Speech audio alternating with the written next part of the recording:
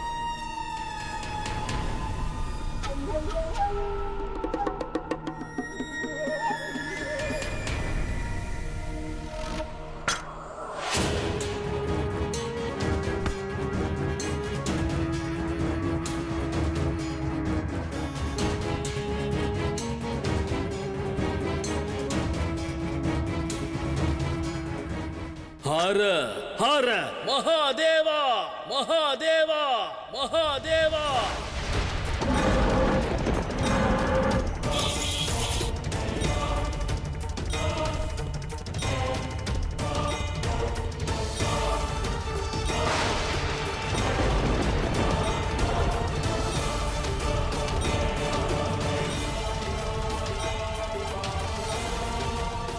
ஹர ஹர மகாதேவா மகாதேவா மகாதேவா.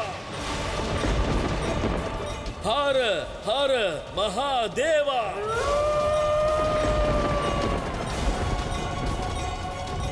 ஹர ஹர மகாதேவா.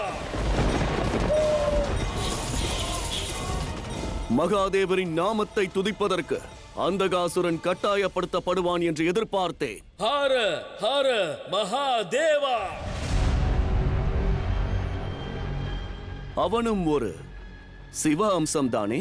சிவ அம்சத்தின் நாவிலிருந்து சிவநாமத்தை துதிப்பதை கேட்டு மனம் பூரிப்படைகிறது. ஹர ஹர மகாதேவா.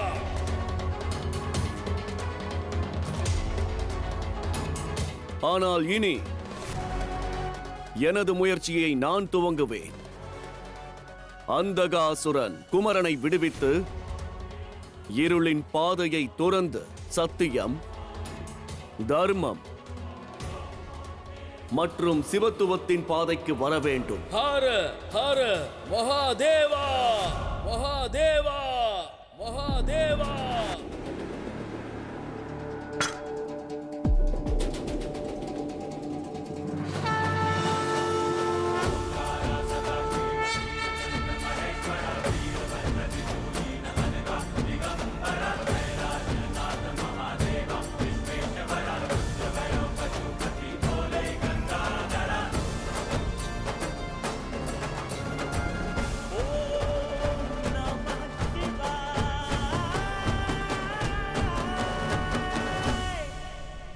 மகாதேவா, அந்தகாசுரனை பொறுத்த வரையில் தாங்கள் அவனுக்கு தெய்வம் அல்ல, விரோதி ஆவீர்கள்.